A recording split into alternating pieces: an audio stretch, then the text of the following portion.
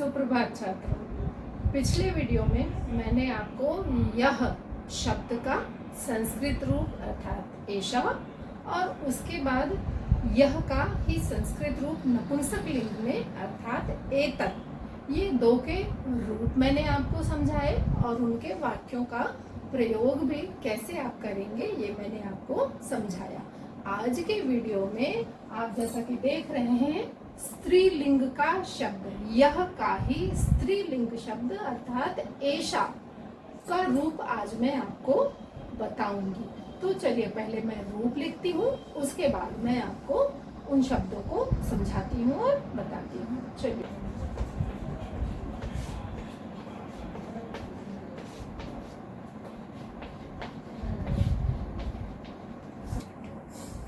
तो ये छात्रों आपका एषा स्त्रीलिंग शब्द का रूप हो गया। एक बार पढ़ के देखते हैं हम लोग। प्रथमा विभक्ति एषा एते एताः, द्वितीया विभक्ति एताम एते एताः, तृतीया विभक्ति एत्या एताभ्याम एताभिः, चतुर्थी विभक्ति एतस्यै एताभ्याम एताभ्यः, पंचमी विभक्ति एतस्याः एताभ्याम एताभ्यः, षष्ठी विभक्ति एतस्याः एत्यो एतेषाम् और सप्तमी विभक्ति एतस्याम एत्यो एत्यासु। अब यहाँ पर छात्रों जैसा कि आपने सा का रूप याद किया था, बस उसी तरीके से इसमें भी आप ए हटाते जाएंगे और आपका एषः का एषा का रूप बन जाएगा। तो क्या हो जाएगा?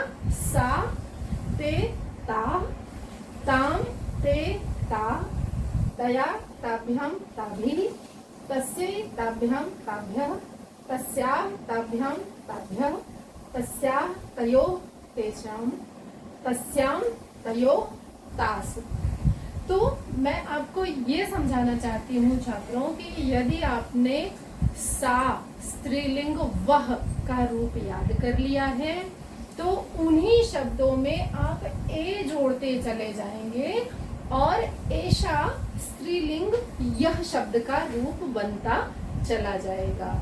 जैसे कि शातेता एषा एते एता, ताम तेता एताम एते एता, तया ताभ्याम ताभिः एतया एताभ्याम एताभिः, तस्यै ताभ्याम ताभ्यः एतस्यै एताभ्याम एताभ्यः, तस्याः ताभ्याम ताभ्यः एतस्याः एताभ्याम एताभ्यः, तस्याः तयोः तेषाम एतेषां। तो क्या हो जाएगा?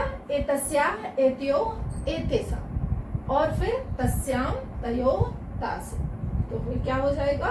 एतस्यां एतयोः एतासु। इस प्रकार से छात्रों यदि आप वह के रूप को याद कर लेते हैं, कौन कौन सा? पुल्लिंग याद कर लीजिए, स्त्रीलिंग याद कर लीजिए और नपुंसकलिंग याद कर लीजिए। नपुंसकलिंग याद करने में आपको सिर्फ और सिर्फ दो लाइनें याद करनी होती हैं।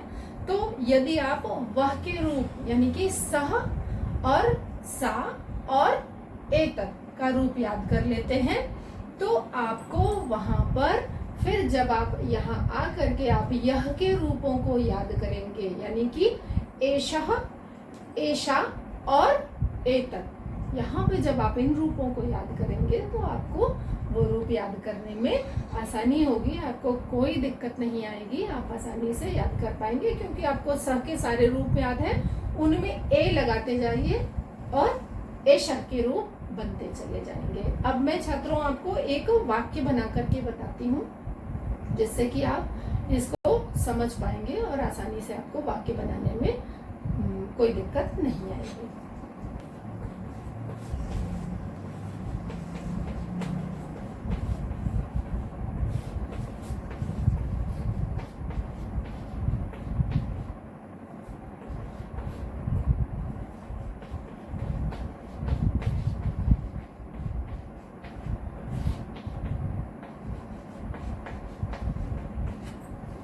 तो यहाँ पे देखिए छात्रों, एषा जननी, एषा क्या है? प्रथमा विभक्ति का एक वचन है। क्या शब्द हो गया? एषा जननी, यह माता है, क्योंकि एक माता है तो एषा का प्रयोग करेंगे। ठीक है छात्रों, तो उसका हिंदी वाक्य क्या हो गया? यह माता है। इसी प्रकार से अगर द्विवचन को हमें प्रयोग करना होगा तो हम क्या करेंगे, वहां पे दोनों ही शब्द, हमारे सर्वनाम का शब्द और हमारा संज्ञा शब्द दोनों ही द्विवचन का होगा। इस बात को हमें ध्यान में रखना होगा।